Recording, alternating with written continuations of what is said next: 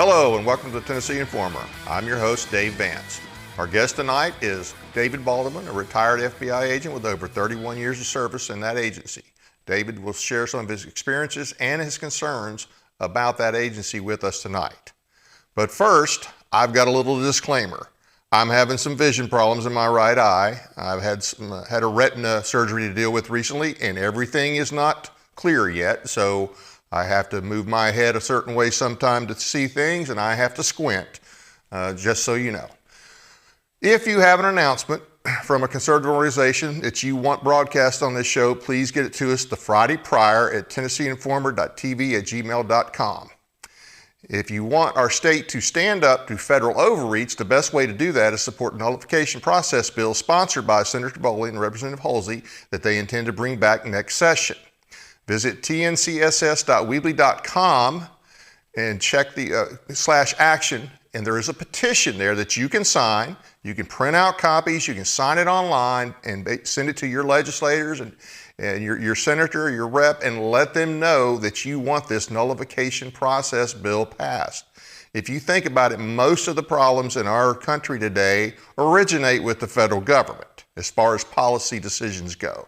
And the only way to fix that is to push back. We have to force our state to push back. They're not doing it willingly. I will say that this to their credit, a few years ago in 2021, they all signed a resolution. Virtually every Republican and senator in the state house and the state senate signed a resolution saying that they have the right to nullify unconstitutional actions and that they are not limited to court action. So far, though, they have avoided actually creating a nullification bill that has processes to allow that. So if you want this to happen, you have to put pressure on them. Go to the website, download the petition, and get that to them. And pass the word on this. Anytime you have a meeting, if you could have some copies printed out, that would be a great opportunity to get it to them. The Gibson County GOP Reagan Day Picnic is Saturday, June 8th from 4 to 7 p.m. Tickets are $50 per person. May 25th is the last day to buy tickets. Ribs and chicken with all the trimmings are on the menu. The guest speaker is Mr. John DeBerry, senior advisor to Governor Lee, one of the few decent people on his staff, I would say. The event will be held at 88 Spring Creek Highway in Medina, Tennessee, home of Alicia Owens. Visit the website, gibsoncountytngop.com, to get your tickets. Now a little bit about our guest, David Baldovin. David Baldovin served 31 years as a special agent in 3 southern states, working on a variety of cases such as bank robberies, bank fraud, public corruption, defrauding the government, civil rights cases, and capturing fugitives. David has been a guest on World View Weekend with Brandon House. He's had several articles written and published in Front Page Magazine and other conservative publications. One of the most recent articles is Ordinary Men, which will be part of our discussion tonight. David, thank you for being with us. How are you doing? I'm doing just fine. Dave, thanks for having me on, and I hope I can do service to my former employer and myself, and of course the prior guests that you have had on. I'm not sure I can live up to what they talk about, but I sure will try. I think you'll be fine. I think you'll do a great job. So 31 years, when did you start your time in the FBI? In the summer of 1969 is when I began my career, and if anybody can remember what went on in the summer of '69, we had the Summer of Love at Woodstock. We had Ted Kennedy at Chappaquiddick with his lover going in the drink up there. We had the astronauts going to the moon. Okay, and we had Hurricane Camille hit the U.S. Wow. And yours truly was in training class at the FBI. So it was a heck of a year for me, and someplace that I never thought I would end up, to be quite frank with you. But after training school, I got shipped south to Georgia, and my whole career was in 3 states, Georgia, Mississippi, and ended up in Tennessee. So you started in a real calm period in our history, and you were able to just ease into everything, right? Well, the Bureau kind of eases you in. They don't, at least they did me, into certain categories that you investigate and work. In my first office, we were chasing fugitives. Doing back then, the FBI actually did background investigations, which I'm not sure they even do them anymore. I think they contract all background investigations out, which may lead to some of our issues and problems today. But and then after that, in 1969 and 70 is when I didn't even know where Mississippi was. Okay, I had to look on the map to find out where Mississippi was, and I found out that it was actually pretty commonplace during those days to send uh, what would be Yankee boys south, okay, to investigate. Hoover wanted, he didn't want to be accused of having homegrown Southern boys, okay, investigating racial matters and civil rights matters and so forth. So he arranged to send a lot of us south. Now, let me throw a caveat in there for your audience, some more history. After after I moved to Mississippi, I got a book. I think my brother sent me the book, and it was Wisconsin Boy in Dixie. And it's about letters that were written home by the secessionist soldiers to about the Northerners. And the Wisconsin soldiers were not Yankees. So I want to clarify the issue. If you'll think about the geography back then, it was still a new territory. Wisconsin was new. So we were called Westerners by the Southern soldiers. That's just a little, offbeat to the discussion matter, but a little bit of history. So You weren't Western Yankees? we were called Yankees by, a lot of it wasn't fun, of course, and a lot of my work was with local sheriffs and local deputies. And if you're aware of law enforcement at all, you know what kind of rhetoric goes on and the kidding that goes on. Okay, so I took my share of that, but it was all in fun, that part of it. And I think maybe that's growing up in rural Wisconsin helped me in the rural South. Okay, I did not come from a city. I came from the boondocks. If I had lived in the South, I'd led the same lifestyle, hunting and fishing and so forth. That's how I was raised. So anyway, that's just a little bit of history. But in Mississippi, I surveilled. One of the things that I did early on was the Bureau wanted the Klan to think that there was an FBI agent behind every bush. And you think about 69 and 70, that was really in more or less the immediate aftermath of the hardcore civil rights violence in Alabama and in Mississippi, which occurred in the 60s, early to mid 60s and late 60s, of course. But I got there after all the fun and games basically were over with, and the Klan was on the run, and we just the effort was to keep the pressure on. And I think, like I mentioned to you in the uh, off camera, the Klansmen knew who I was. They knew who we were. It was no secret, and I didn't feel endangered at any time. So, with that as just a little bit of history, I'll stop there and see if you have any questions.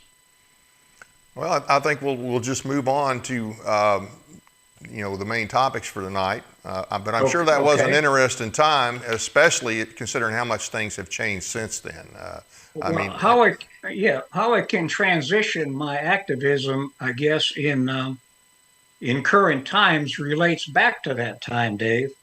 And that is in those same days is when in '68 is when the weathermen raised hell and rioted at the '68 Democratic Convention in Chicago.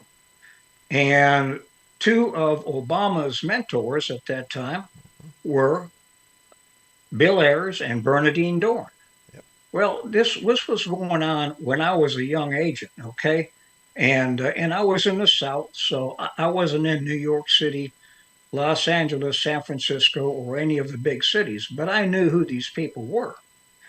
And when Obama came on the scene, I immediately knew who he was and what he was. At least I thought I did.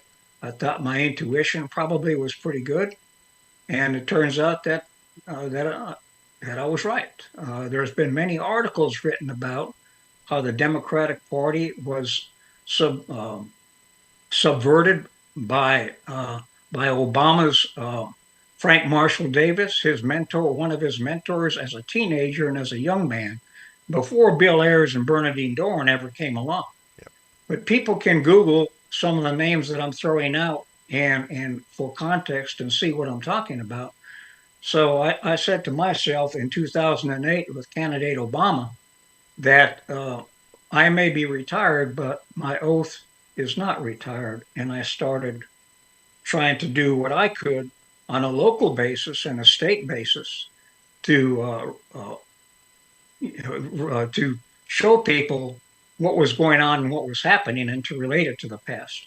But as your guest Robert Spencer indicated, I think a little while back, uh, people lots of times don't want to hear this. It's tough to convince people of certain things because they are um, they have their own mind and they don't want to believe that it can happen here. But as you well know, it definitely can happen here, and they're at it today. I mean, these the same history from from 40 years ago now is almost 40 years ago, I guess, or maybe 45 years ago, is ramping up again, and this time uh, it's pro Hamas, but the the middle many of the Middle East terrorism uh, were trained terrorists were trained by the Russians, by the Soviets. So that's the link there. These two ideologies are what's trying to take us down today. Yeah. Now, people may ask, well, what did you do about it when I was working? Uh, when I didn't know what I'm talking about today, uh, when I was working, for the most part. You mean in reference to I, s- Islam?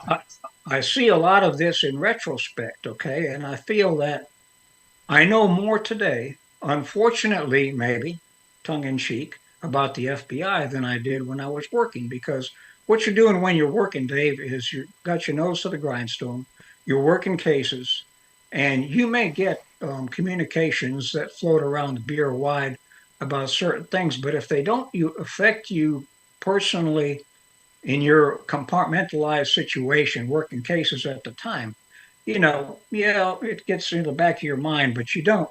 It doesn't affect what you're doing at the time. So I can look back at certain things that have happened in my career. You had Stephen Friend on, the Yep. FBI whistleblower, Yep. some time back, and he's talking about what he's gone through with the bureau and how he's been suspended. And I personally commend people like Stephen Friend and who are the people known as the suspendables, because um, I can see the seeds of what has happened to him.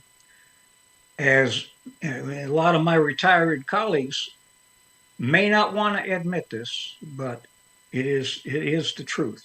The seeds were actually there before I ever came along. Okay, and one seed I will tell you about is a personal experience with one of my supervisors early in my career, probably in the first 2 or 3 years. And he goes, it doesn't matter who's president. They're going to be there for 4 or 8 years, but we will outlast them. Now, does that sound, again, this is in retrospect. That didn't mean anything to me at the time. Of course, it means your job is secure, basically, Yep. right? Yep. And it's an arrogance. It's an arrogance of the bureaucracy, okay, otherwise today known as the deep state. And so it's That not is, new. It didn't just start under Obama or under Bush. It's not new. It's been there for decades. it's been there for decades, but it has metastasized, in my opinion. Incrementalism, it has incrementally gotten worse and worse over the years.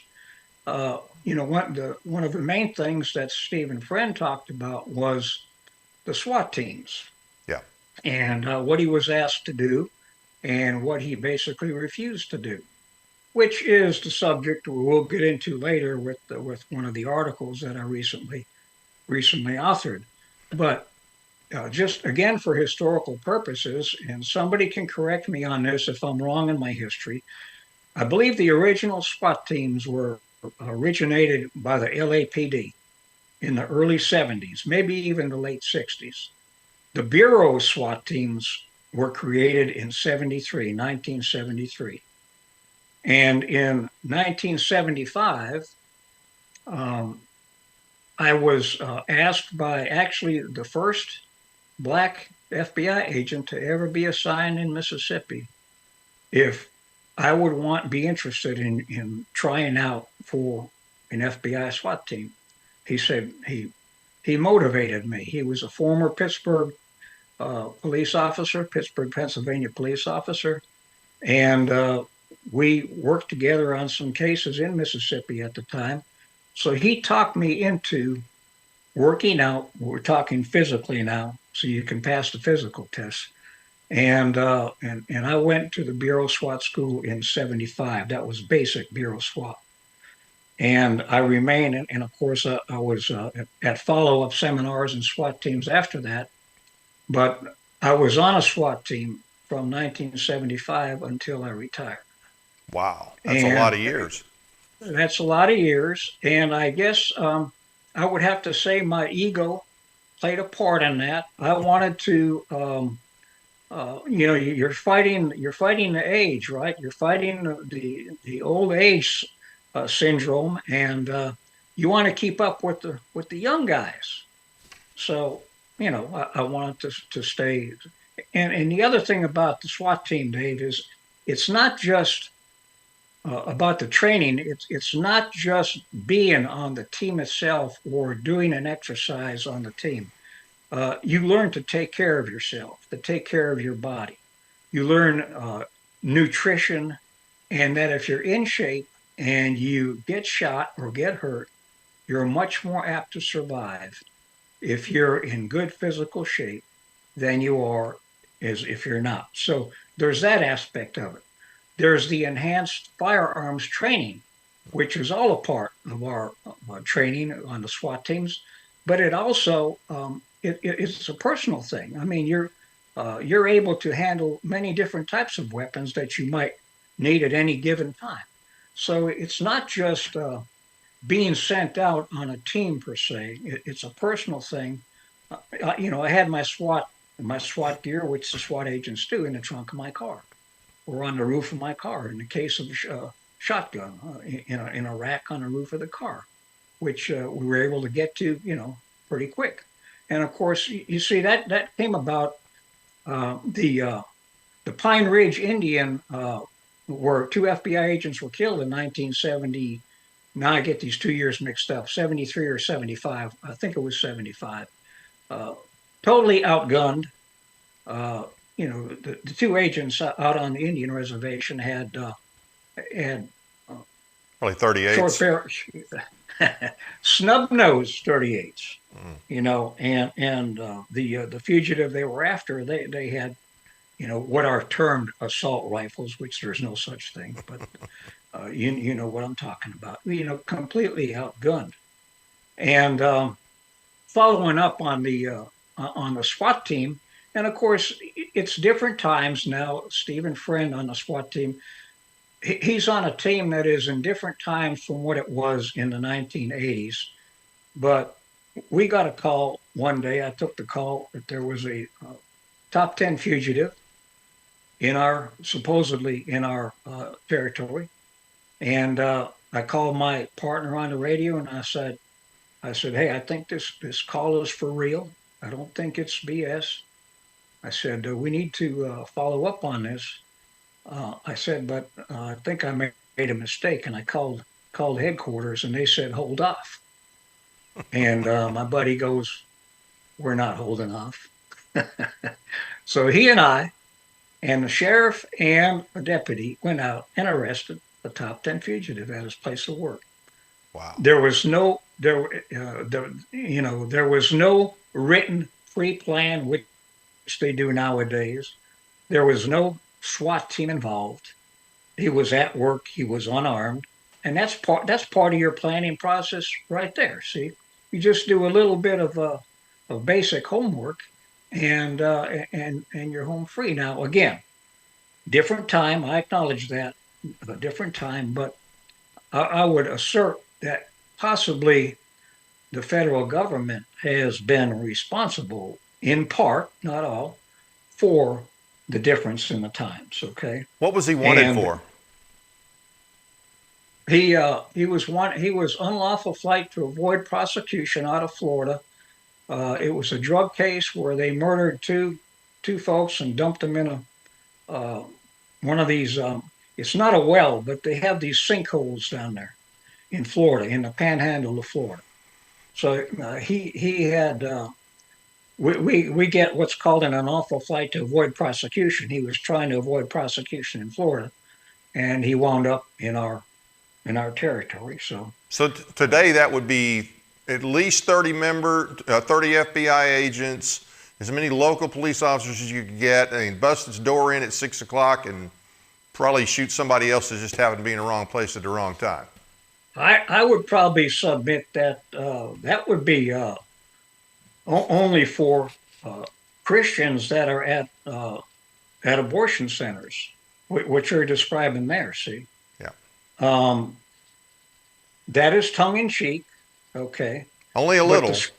the script has been flipped by our U.S. government, by I would contend the Obama administration has flipped the script, and the DOJ, come to find out, again in retrospect, from dealing and reading other things that other retired agents have sent in, this takeover of the Bureau by the DOJ, the Department of Justice, for those listening, has been in the works for a long time. It just didn't happen overnight.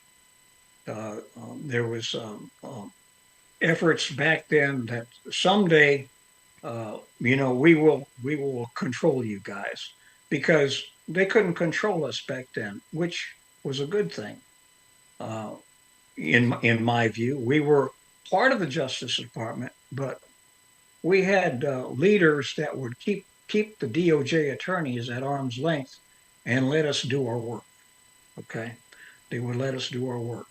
So, in most of the work, not all, as we talked again maybe about a week ago, most of the good work within the FBI, which I will say still goes on, it's just that you're not hearing about it, um, is done by the street field agents. Many of the successes that we have in the field on our cases are done in truth, in spite of our management and leadership, not because of it. Now, there's exceptions to that rule. There's been good leaders within the FBI, and I've come across paths with a few of them. But I think that's what we see today. The quality of some of the people like Stephen Friend has had to deal with, I can relate to as my time in the FBI. And the mentality has changed in other ways as well. You had a recent article in Front Page Magazine titled "The FBI's Ordinary Men," and ordinary men, and this is actually a reference to Ordinary Men, the forgotten Holocaust. And this is it's a book about German police battalions during Nazi Germany. These were just, regular police officers in these battalions. And I didn't know about this. I mean, I thought, like a lot of people probably, that, most of the Nazis that did the murdering were, the Gestapo, the hardcore Nazis, or at least actually in the military. But that's not the case. That's exactly correct. You had a lot of these battalions, and they were recruited. And a lot of them did the murdering during the Nazi reign in Germany. They didn't have to, they weren't forced to, but they volunteered to do it. And so a lot of the people that were killed by these police battalions. That's exactly correct. And if you'll recall, Dave, the title "Ordinary Men" is the title of the Netflix film, which is on Netflix. Any of your listeners, anybody who's tuning in, can go there if they've got Netflix and watch the movie. And when I was watching that movie, I had to go back and watch it several times to make sure I was pretty much on end. And I put that together in my mind with the Bureau of SWAT teams, which are, they're not military, correct? Semi, I guess you could say paramilitary. Yeah. But now we're going out. This is at the direction of the DOJ. I'm convinced of that. And swatting Christians who protest at abortion centers and so forth. All right.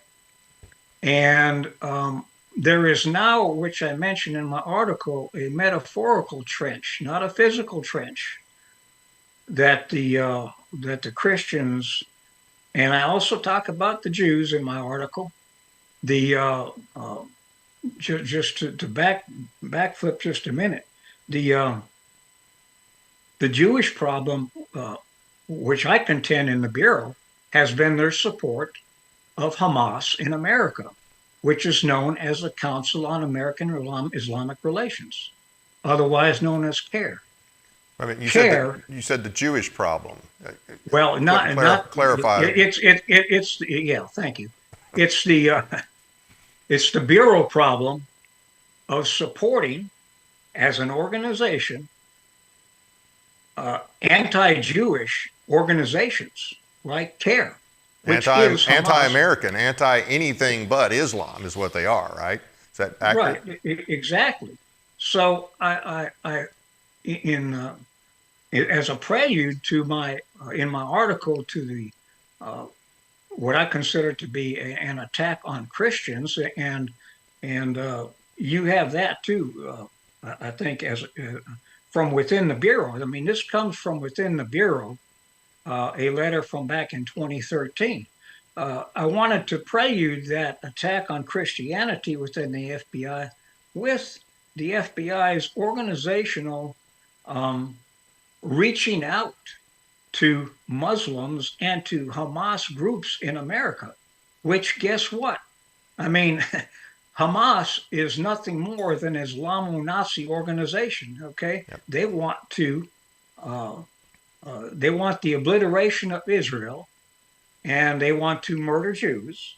So I wanted to relate both of those things about the FBI and to what's going on today with the Christian issue. If your producer can put up the article that I'm referring to at this time from James Comey from within the FBI. I think he has it. Yeah, there we go. I'm not sure. Okay. Yeah. It was just captioned "The Ordinary Men," but right. But yeah, that's a letter from to James Comey when he was coming on board in 2013. Yep. From what I call patriots within the Bureau saying, "Hey, we've got a problem, and here's the problem. You're allowing all of the LGBTQ stuff to go on, and that's against our religion, and so forth. But you're not allowing Christians to gather within the FBI." Now that comes from within the Bureau. Yeah. Now you have it metastasizing to, going after patriots, people of the Christian faith.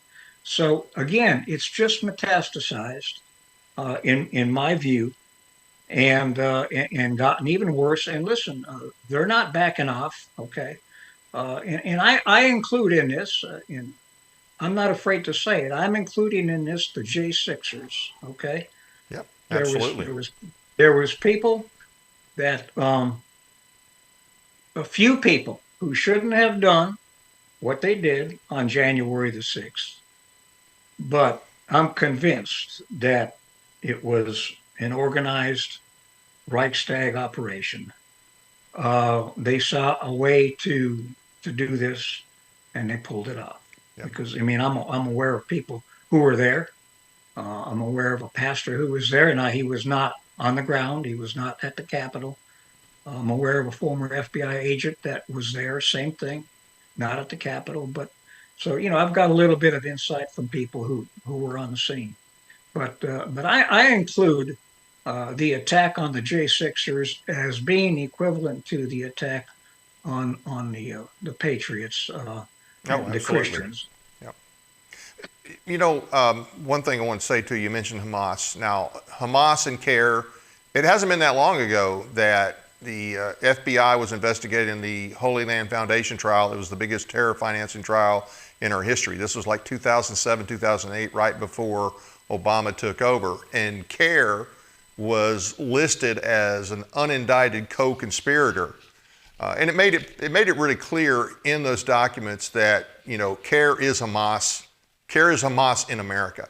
Now, Hamas, all of these stem from the Muslim Brotherhood, and they all have the same goal. They all have the same goal of a worldwide caliphate, and they want to subject everybody to their rule: Christians, Jews, atheists, you name it. And so they really mesh well. This is another ism that meshes well with the communists. The Islamism and the communism, those are two totalitarian ideologies that work well together, and it's bad for anybody who's under their rule, under their thumb. And it's a shame that I have little confidence that any of our federal agents, current federal agents, I know there's some past ones, that see what a threat they are and see what they're doing and how much ground they've gained politically and other ways in this country, but you don't hear anything about it from the federal government. From the federal government's perspective, traditional Americans, Christians, Jews, we're more of a threat than they are in their view. That is true. I'm glad you brought up the Holy Land trial. I'm convinced in my own mind that the Bush administration probably made a mistake in prosecuting that case, which was a good mistake. Okay, because a lot came out of that trial, and here on one hand, you have an FBI agent or FBI agents working and prosecuting along with the assistant U.S. attorneys and so forth, a Hamas group, the Holy Land Foundation, funneling money back to Hamas in the Middle East. And CARE, as you mentioned, is an unindicted co-conspirator in that case. So you have the FBI on one hand, and on doing that, and on the other hand, not long after that, you have them reaching out, uh, you know, to Yep. to Hamas Muslim Brotherhood groups Yep. to make sure that we don't offend them. Yeah. That just tells you the lack of any critical thought or the blinders that are on. And let me tell you, Dave, uh, my activism in regarding communism and so forth from 2008 through 2012 was strictly about that. I had no idea what the Muslim Brotherhood was until I started learning about the subversion of the FBI training at Quantico by guess who? CARE and the Muslim Brotherhood. And the subversion was to remove Islam as the source of any ideological, any doctrinal source of violence with regard to what was taking place in the Middle East or over here with the attacks that were going on over here in Orlando, in Chattanooga, okay, in San Bernardino. Uh, Fort there's Hood. another. Go ahead. There's another documentary series that I'll refer your listeners to. You brought this up, so I'm gonna segue to it. It's on Paramount Plus. So if you don't subscribe to Paramount Plus, you won't get it. But it's called FBI Truth, and and those are actually pretty good series because they are real agents talking about the cases that they worked in the bureau. It's not made up stuff, okay? And and it's interesting watching some of my former colleagues, talking about their cases. However, you on the San Bernardino shooting, the San Bernardino mass shooting, okay, there will be no reference to Islam or no reference to any doctrinal motivation for why they did what they did. And I know you're well versed in this, but I hope your listeners grasp what I'm trying to tell them because um, the Bureau has been totally subverted regarding the doctrinal sources of Islamic violence. Yeah. Yes, the Soviets, the Russians trained them, but the original source of it lies in the doctrine of Islam, which is the Quran, the Sirah, and the Hadith. It really started, the whitewashing started right after 9/11 with the Bush administration. I don't know if you remember or not, but not long after that, he stood out there, I guess outside the White House or somewhere, and he had all these members of CARE behind him standing there. And he said basically something to the effect, and I'm paraphrasing here, that in reference to the 9/11 attacks, that, Islam is a religion of peace and it's been subverted by these people who are not true Muslims. They're subverting the message, they're subverting the doctrine, and that, and he did that right there. And it's like CARE was just standing there pulling his puppet strings. So he really undermined our effort. He made it a war on terror instead of a war on the Islamists that attacked us. And then, of course, once Obama got in office, it was full steam ahead. We're going to purge anything anti-Islam. And that's what they did. Islam declared war on the rest of civilization 1400 years ago. Yep. But we've been at war and we don't want to know it. We want to keep the blinders on, okay? It's part of their doctrine. Jihad is a part of their doctrine, as you well know. But yeah, if your listeners want to go back for a little history lesson, Google and see who is standing behind George Bush, who you're referring to. None other than Nihad Awad, the leader of CARE in America. So you're exactly right. Again, that was before the time that I woke up. Okay, where's all this coming from and so forth? Well, 10 years later, I started learning where it all was coming from. So better late than never. And, again, I hope that some of my retired colleagues will acknowledge that the seeds of what's happening today with the Bureau were planted a long time ago, and a lot of them were during our time that we worked. Well, I hope so too, because if you see all the pro-Hamas protest and whatnot on campuses and other places, this is just more Islam in action. Now we got all these stupid leftists in these universities who are all in with Hamas, and they don't realize they're useful idiots, even though their ideologies are compatible. But that's a problem. But we have yet to hear much, certainly haven't heard anything from the administration or from the FBI about the Islamist threat that Hamas in our country poses. And they're everywhere. We have a big problem here in Tennessee. I don't think people realize it. I mean, in addition to the Chattanooga shooting, you also had the Bledsoe murder a few years back. You have organizations like AMAC, American Muslim Advisory Council here in Tennessee. You've had some big name Islamists that are associated with that group and others here in Tennessee, and I don't think a lot of people realize it. We're going to have Kathy Henners on within the next few weeks, and we'll talk a lot about that. But I just hope that people figure it out soon that, Hamas is what they are. I mean, that is Islam, and it is a threat. Vladimir Lenin and Mao were evil geniuses because that's where the recruitment of the youth comes from. We don't know anything when we're that age, right? Right. And if you're looking for excitement and you're, let's say, an outcast, if you ever look at some of these people as to what they look like physically, and yeah, I'm disparaging a lot of them. I mean, you just look at what they look like, and you'll know what I'm talking about. So ugly inside and out. That is true.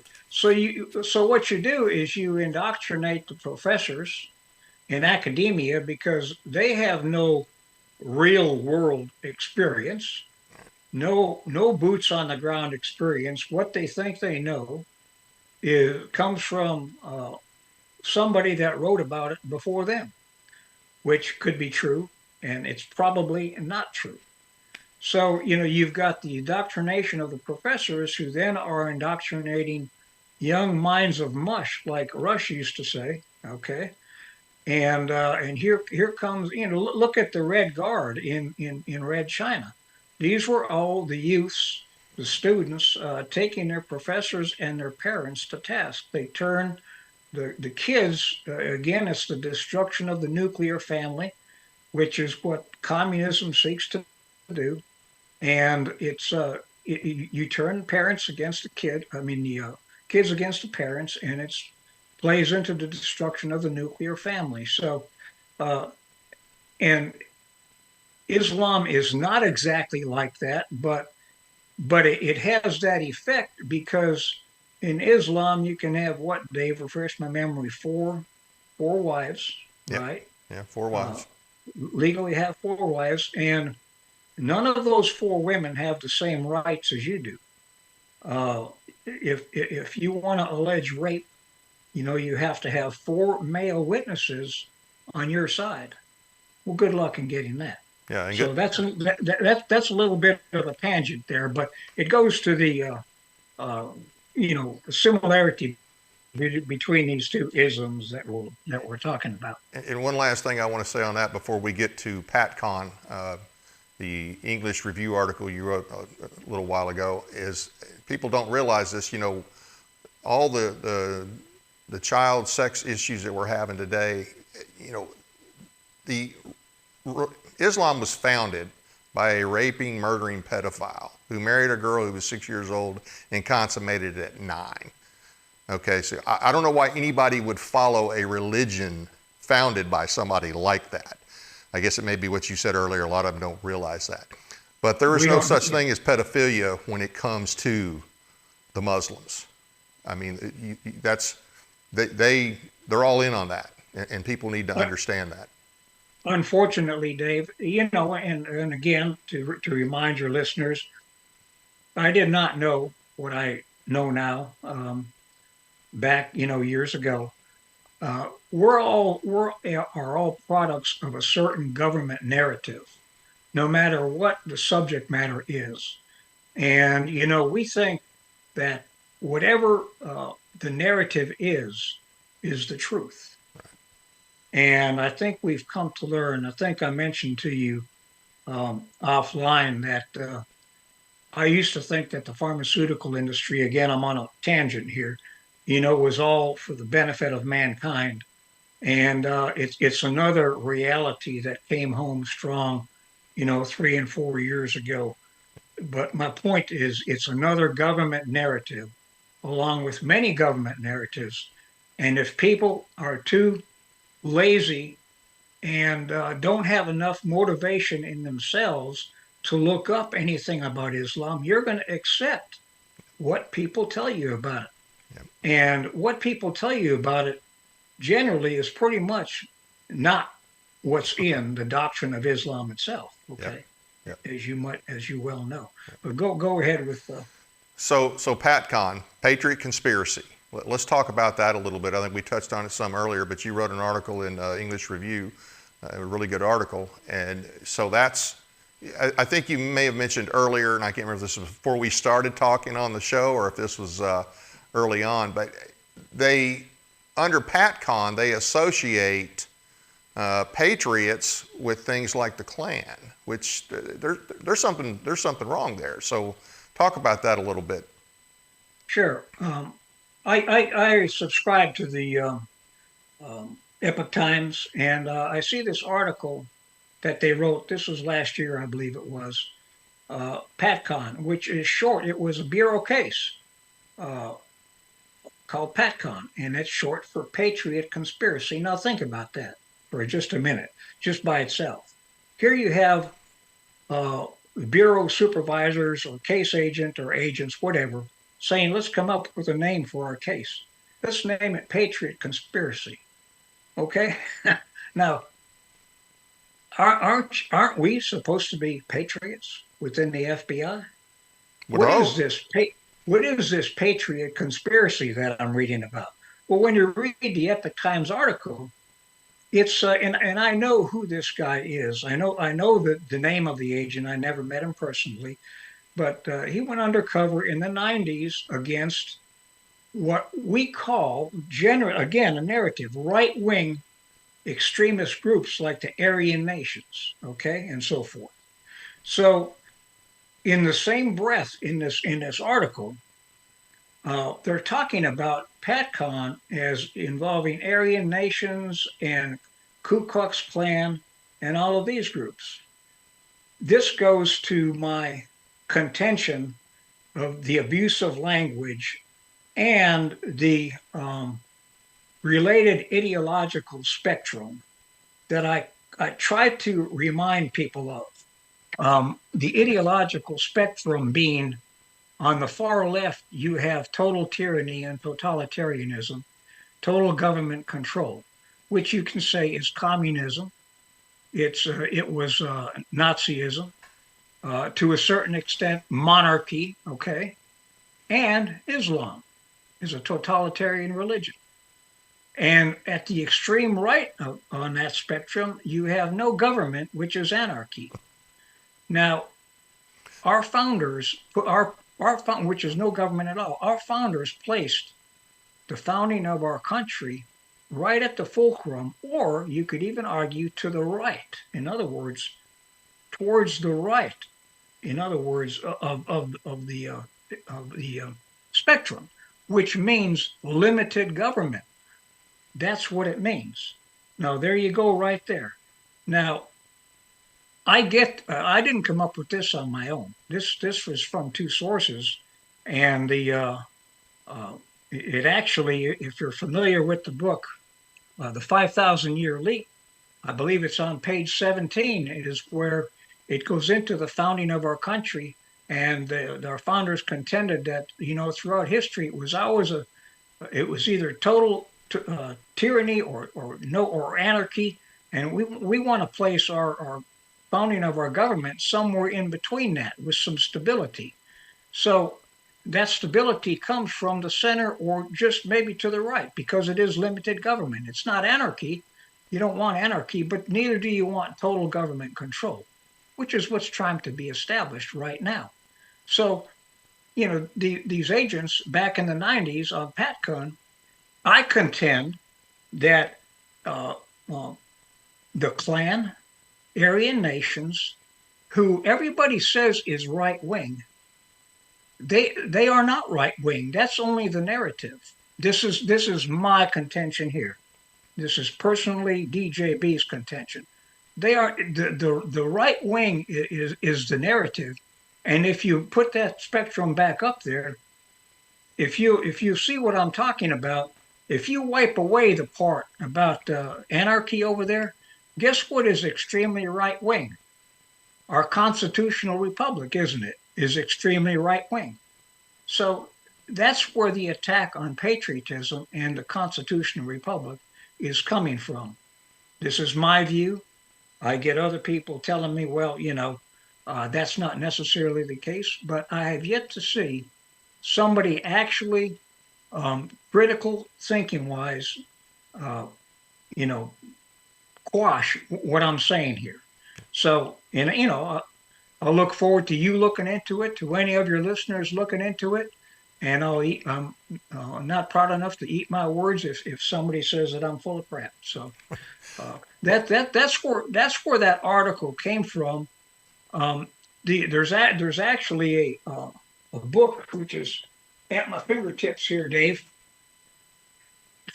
written by Joseph Piper, Pieper, Abuse of Language, Abuse of Power. If you control the language, that gives you power.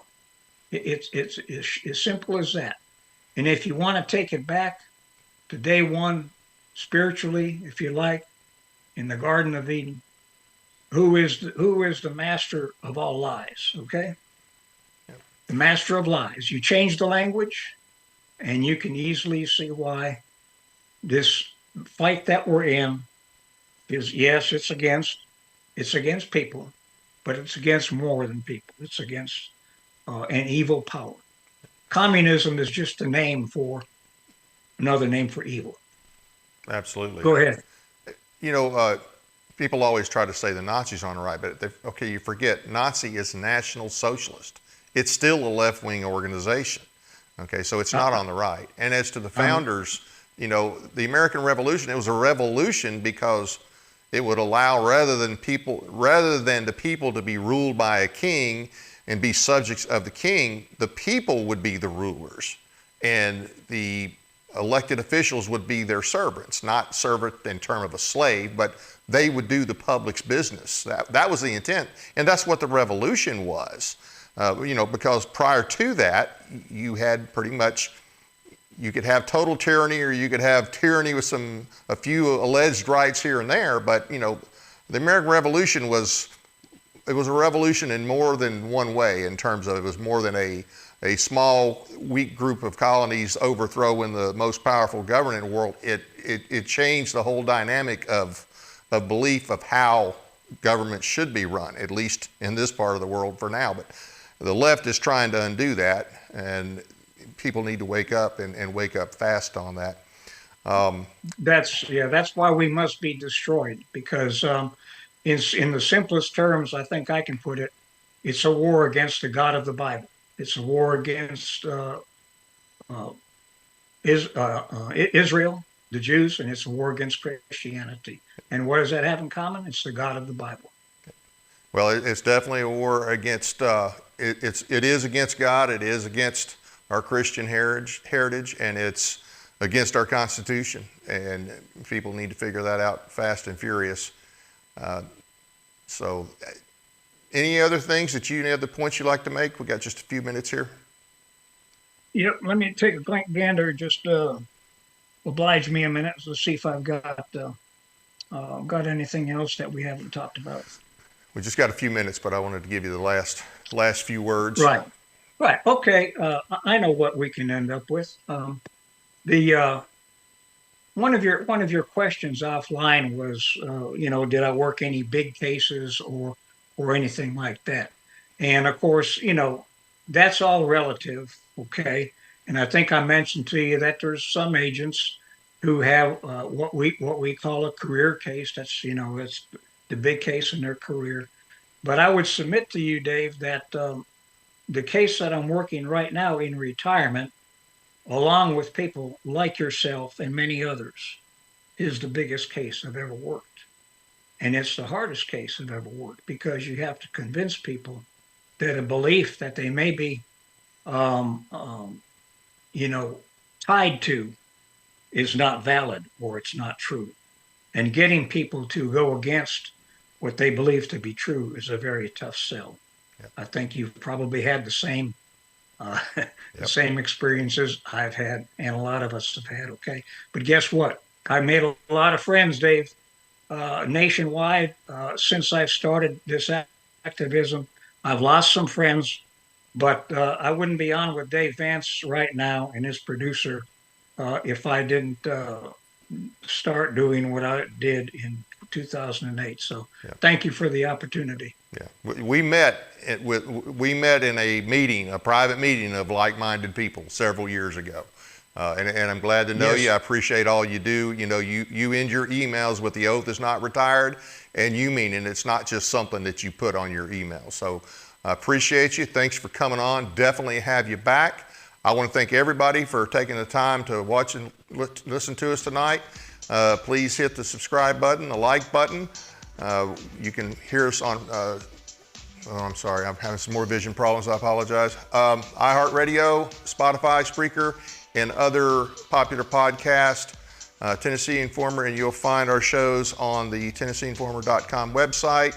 We're also on Twitter, Facebook, visit us there. Tonight at 8:30, we'll be back with our second show featuring candidate for State House District 27, Michelle Renaud. Michelle is challenging longtime incumbent Patty Hazelwood. Join us and find out more about Michelle and why she's running. That's tonight at 8:30. And we will have tomorrow night, we will have Sarah Maccabee. She is the wife of Ronald Maccabee. He is one of the J6 prisoners, political prisoners as far as I see it. So she'll be here to tell her story and talk a little bit about the organization that she started. So thank you for being with us tonight, and hope you'll join us for the next show. Good night from Paris, Tennessee, that is.